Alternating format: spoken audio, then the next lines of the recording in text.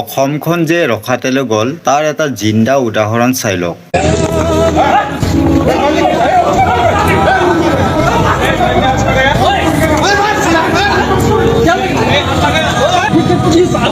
বন্ধ কৰ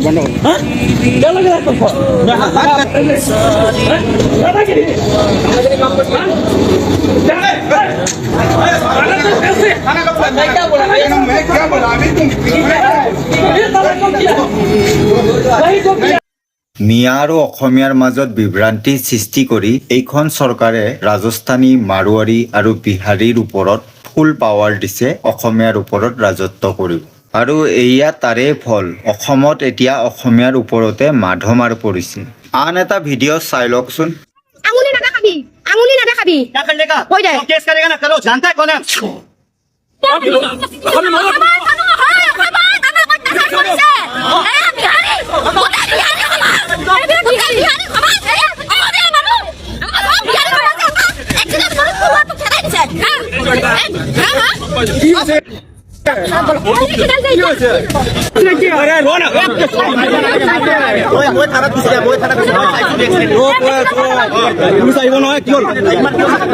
এটা অনা অসমীয়াই কিবা ভুল কৰিলেও আপুনি একো ক'ব নোৱাৰে, কাৰণ আমাৰ অসমীয়াৰ একতা নাই, কিন্তু ইহঁতৰ একতা আছে। যদি কিবা এটা ভুল কৰে এইসকলে, তেনেহ'লে আপুনি একো ক'ব নোৱাৰে, কাৰণ এই অনা অসমীয়াসকলে দলে বলে লগ হৈ আপোনাকে ওলোটাই পিটিব।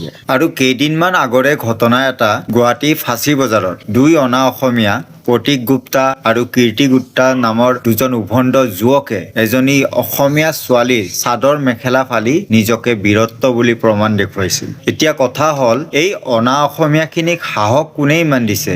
আজি যদি মুছলমান যুৱক এজনে এই ঘটনাসমূহত জড়িত থাকিল হয়, আজি জানো আমাৰ অসমীয়াসকলে এনেদৰে চুপ হৈ থাকিল হয়? আচল কথা এইটো যে এই অনা অসমীয়াসকলৰ হাতত আমাৰ এছাম অসমীয়া বিক্ৰী হৈছে, আৰু তাৰ কাৰণেই আমাৰ এছাম অসমীয়াসকলৰ এতিয়া বুকুত সাহসটো নাই ইহঁতক ধৰিবলৈ।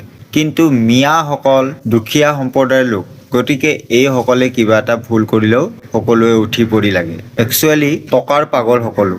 এনেদৰে থাকিলে নহ'ব।